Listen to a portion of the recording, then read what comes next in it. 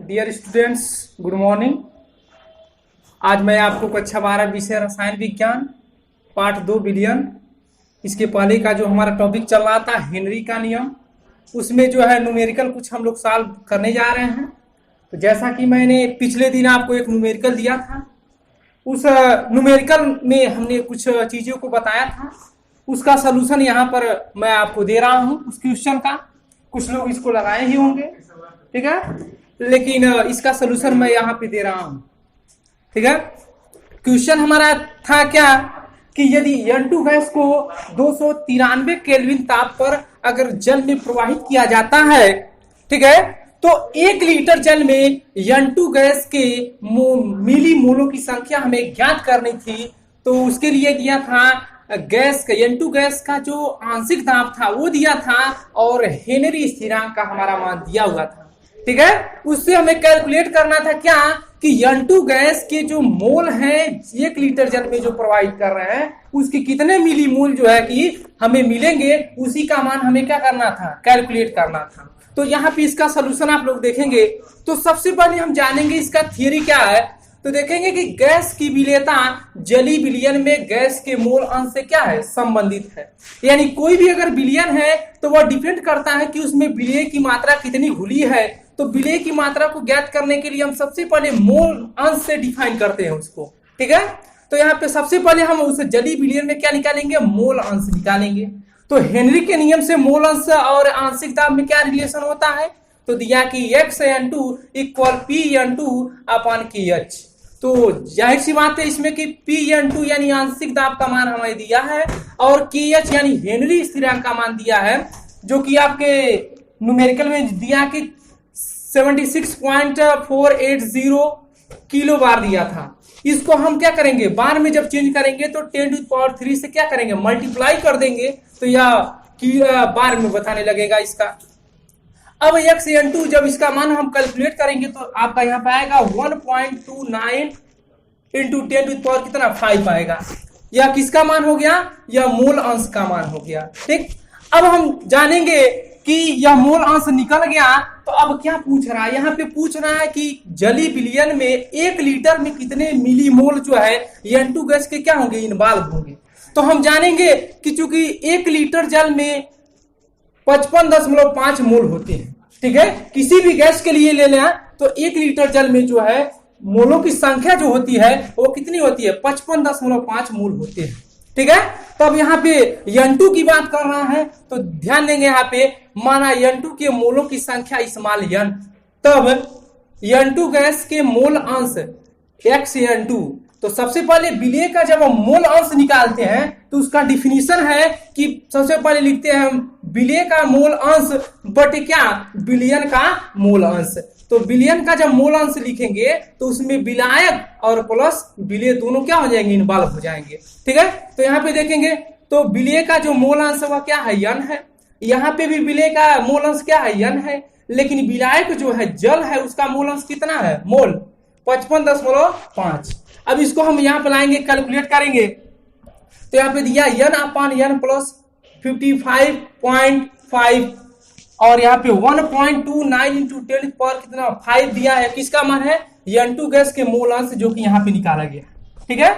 अब पुनः जब इसको हम आगे सॉल्व करेंगे तो यहाँ पे देखेंगे, यहाँ पे जब क्रॉस मल्टीप्लीकेशन होगा इसका तो n × 1.29 × 10⁻5 प्लस 55.5 × 1.29 × 10⁵, ठीक है, और n इक्वल हो जाएगा। तब पुनः जब यह इसके साथ जो मल्टीप्लाई होगा उसको हम जब पक्षांतर करेंगे तो यह माइनस में बताने लगेगा। तो हमारा मान कितना निकल के आएगा, n - 1.29 × 10⁻5 n इक्वल 55.5 × 1.29 × 10⁻5। अब यहाँ पे देखेंगे इसकी जो वैल्यू हम कैलकुलेट करेंगे तो यहाँ पे देखेंगे कि चूंकि n - 1.29 × 10⁻5 n यह लगभग बताने लगेगा आपके स्मॉल n की, ठीक है। n जब इसमें हम कॉमन लेंगे तो 1 पॉइंट में से इसकी जो वैल्यू घटाएंगे तो यह लगभग स्मॉल n के मान के क्या हो जाएगा, बराबर हो जाएगा, ठीक है। तो इसके जगह पे हम क्या लिख सकते हैं, स्मॉल n। तो यहाँ पे स्मॉल जब n लिखेंगे तो n इक्वल आ जाएगा, इसका मल्टीप्लाई कर देंगे 7.16 इंटू 10⁻⁴ मोल। ठीक है, यानी कि यह मोलों की संख्या N2 गैस की कितनी बताएगी? 7.16 इंटू 10⁻⁴ मोल। ध्यान दीजिएगा, क्वेश्चन में आपके दिया कि मिली मोल हमें ज्ञात करना है। क्या ज्ञात करना है? मिली मोल। ठीक है, तो यहाँ पे कितने से मल्टीप्लाई करेंगे? 1000 से मल्टीप्लाई करेंगे तो ये किसमें बताने लगेगा? मिली मोल में। ठीक है, तो पुनः जब इसका हम मल्टीप्लाई करेंगे तो आपका बताने लगा n इक्वल कितना बताएगा? 0.716 मिली मोल। ठीक है, तो यह क्या रहा है आपका? 1 लीटर जली विलियन में N2 के जो मोल अंश होंगे, मोलों की संख्या होगी, वो कितनी होगी? 0.716 या क्या होगी? मिली मोल होंगे। ठीक है, अब हम सेकेंड जो है न्यूमेरिकल यहाँ पे इसी के आधार पर हम सॉल्व करते हैं। ठीक है, अगर इसको आप स्क्रीनशॉट लेना चाहते पे जो सेकेंड न्यूमेरिकल है उसको हम आज पढ़ेंगे, उसका सलूशन भी देखेंगे। तो हमारा जो न्यूमेरिकल है सेकेंड हेनरी के नियम का, देखिए यहाँ पे क्वेश्चन दिया है कि एक एटीएम दाब पर यानी एक वायुमंडलीय दाब पर 1 लीटर जल में 20 डिग्री सेंटीग्रेड ताप पर 0.02 ग्राम N2 गैस घुली है। तो हेनरी स्थिरांक की क्या कीजिए? गणना कीजिए। यहाँ पे हेनरी स्थिरांक का मान क्या कर रहा है? पूछ रहा है। और यहाँ पे क्या दिया है? एक एटीएम दाब यानी P का मान दिया है। हमारा क्या दिया है? P का मान दिया है। और पूछ रहा है कि 1 लीटर जल में 20 डिग्री सेंटीग्रेड ताप पर 0.02 ग्राम यानी कि विलेय पदार्थ का मान दिया है, N2 गैस घुली है। ठीक है, तो इससे हमें क्या निकालना है? हेनरी स्थिरांक का मान हमें क्या करना? निकालना है। तो सबसे पहले हम जानेंगे हेनरी स्थिरांक और आंशिक दाब में क्या रिलेशन होता है। ठीक है, तो सबसे पहले हम जानते हैं कि हेनरी स्थिरांक और आंशिक दाब और मोल अंश में एक रिलेशन होता है जो कि H इक्वल होता है P/X। ठीक है, गैस के लिए ये होता है हेनरी स्थिरांक, आंशिक दाब और मोल अंश में रिलेशन। ठीक है, तो सबसे पहले हेनरी स्थिरांक का मान दिया है और यहाँ पे आंशिक दाब का मान दिया है, तो हमें यक्स गैस यानी मोल अंश का मान हमें क्या करना पड़ेगा? निकालना पड़ेगा। तो सबसे पहले मोल अंश किसका निकालेंगे? तो कहना कि N2 गैस है। क्या है? N2 गैस है। तो सबसे पहले हम मोल अंश निकालना है। क्या निकालना है? मोल अंश। तो जब यक्स गैस यानी N2 गैस का जब मोल अंश निकालेंगे तो सबसे पहले लिखेंगे विलेय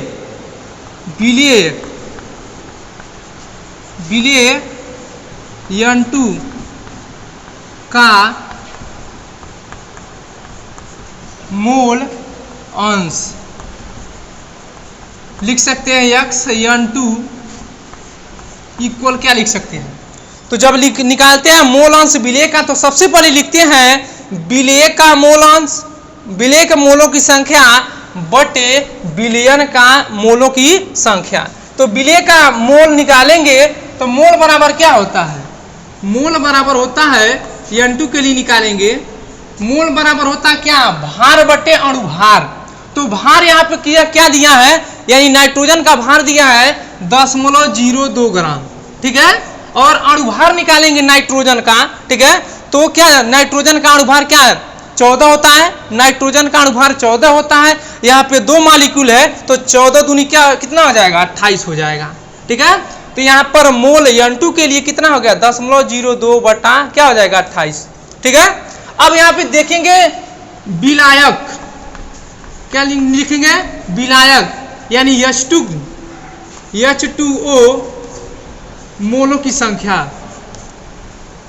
इसके लिए मोलों की संख्या निकालेंगे तो यहाँ पे दिया है 1 लीटर यानी जल का जो भार होगा वह क्या होगा? 1 लीटर यानी 1000 ml। ठीक है, और इसका जब अणुभार निकालेंगे तो कितना हो जाएगा? यहाँ पे आपका हो जाएगा H2O का निकालेंगे तो कितना हो जाएगा? 18 हो जाएगा। ठीक है,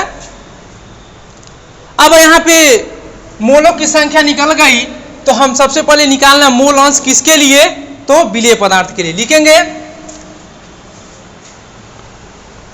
N2 के मोल बटा N2 के मोल प्लस H2O के मोल। ठीक है, तो यहाँ पे N2 के मोलों का मान रख दें हम। तो N2 के मोलों की संख्या कितनी है? 0.02 बटा 28। उसके बाद से विलायक का कितना दिया है?